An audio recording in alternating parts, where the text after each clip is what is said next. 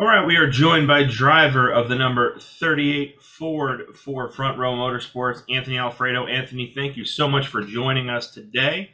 We have a slew of questions for you, so we'll jump right in. We actually had a question from Layla Brown of our NASCAR on Reddit.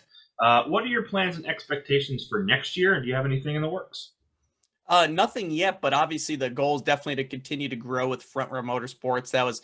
That was part of what initiated the opportunity in the beginning of the year, was having the opportunity to grow with the organization and the people there. Great team, great people.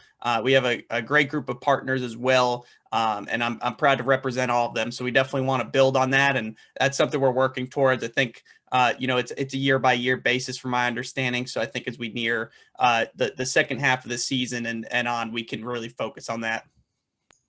Thank you very much for that. We have next question comes from the Great Lakes Post from Casey Campbell. How are you enjoying your rookie season so far in the Cup Series? Well, the last few weeks have definitely been great for us. We've been able to take the things we've learned as a team, mistakes I've made, I've learned from, and we just had our share of bad luck at the start of the year that definitely just hurt our momentum, because as a rookie, you need to be finishing races to learn, and we just had so many incidents where we were at the wrong place at the wrong time, or had a mechanical issue and things like that. So we weren't able to maximize the learning opportunity in each race. But here lately, we've been finishing races, putting them together, getting great finishes. Last week, we actually qualified and finished in the top 20. So hopefully we can continue to build on that and keep having successful runs, especially this weekend at Pocono in the doubleheader. I think with two races, there's a huge opportunity for us to go have a great day Saturday, but obviously get a little bit of a notebook developed and make some improvements to have an even better race on Sunday. Speaking of that, news from the pits, Mitchell Brewer actually asked you, with your top 20 run you had at Nashville, solid run going at Sonoma. Are you starting to find your groove here in the Cup Series a little bit? Yeah, absolutely. It's been a huge confidence builder. It was hard not to get down on myself at the start of the year, just because of how challenging the start was.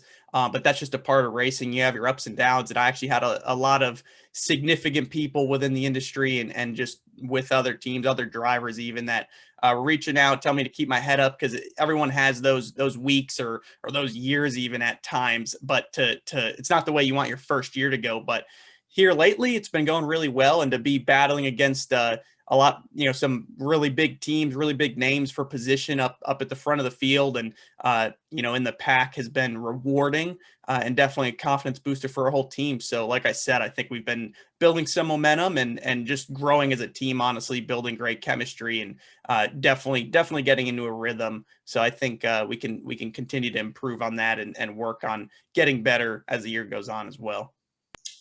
As you're coming here to Pocono Raceway, grew up in Connecticut, not too far down the road from Pocono. Did you come to Pocono as a kid, and what are some of the experiences that you remember?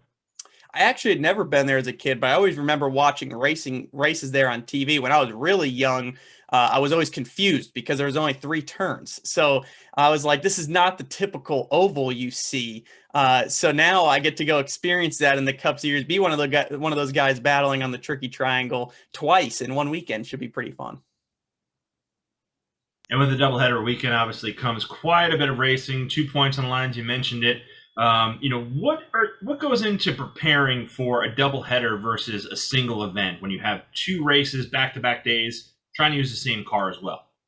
Yeah, I think your last point is the main goal for everyone, is definitely to not have to go to a backup the second day. Obviously, any race you want to take care of your car. You never want to have to be rebuilding cars or replacing components or body panels after a race. But knowing that you have to race the very next day, you're not doing yourself any favors by tearing up the race car, because whatever you find or learn or improve on Saturday, you kind of throw that out the window if you have an accident or have to roll out the backup car, because it's not going to be exactly the same.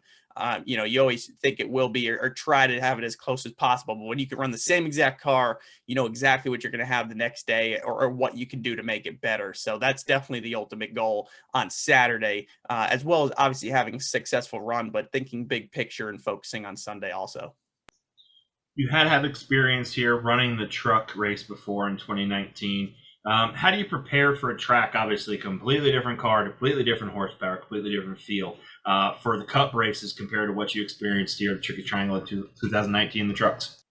Well, I kind of chuckle when you ask that question because in the truck race, I didn't even make it through turn one on lap one because the leaders wrecked going into the corner.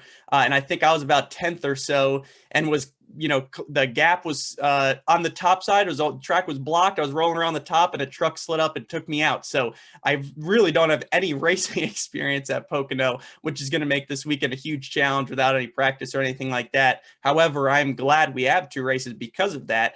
And I know that on Saturday, there'll be a lot of things I'll be able to learn. And usually when you go home from the racetrack or about the halfway point in the race, I would say you wish you could almost start over because of everything you've learned at that point, especially at these places with no practice and no qualifying. So to be able to finish a race Saturday, obviously that's the ultimate goal. Have finish the race and have a good day. Then I can go, okay, well, I get another shot at it tomorrow. Now I can apply everything I learned since I really haven't raced there. I started a race, but I definitely didn't even make a lap, unfortunately.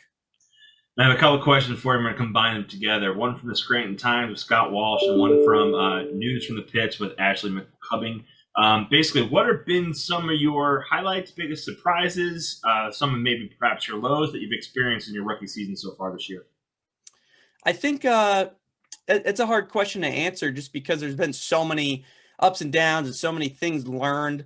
I think the biggest surprise was the level of competition, and not that I didn't expect it to be competitive. Obviously, it's the 40 best drivers in the world, right? So it doesn't get any more competitive than that. But it's just it really puts it into perspective when you're battling Cup Series champions for a top 20 at some places. It's just crazy. That really is when it sets in. And the other thing is, you make one really small mistake, and a lot of people think, oh well, a Cup race is so long, it's twice the length of any Xfinity race. You have time to recover when you make a mistake, but when you're competing against this type of competition, you can't make any mistakes, because if you make one mistake, that's the difference between 20th and 25th or worse at a lot of places. Just one little mistake, like a speeding penalty or sliding through the box or not having a good restart even, and things like that. So you have to be able to put a whole race together. And I've definitely been learning how to do that recently, which is why we've had a lot more competitive runs and just have been able to get better as a team. And you see other guys do it all the time. When I'm watching film, you see the best of them, you speed on pit road or have a bad restart and things like that. And it's really hard to minimize those mistakes, but when you can, that's when you see the difference in results.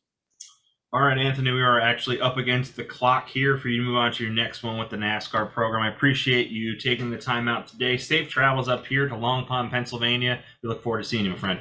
Thank you, everyone.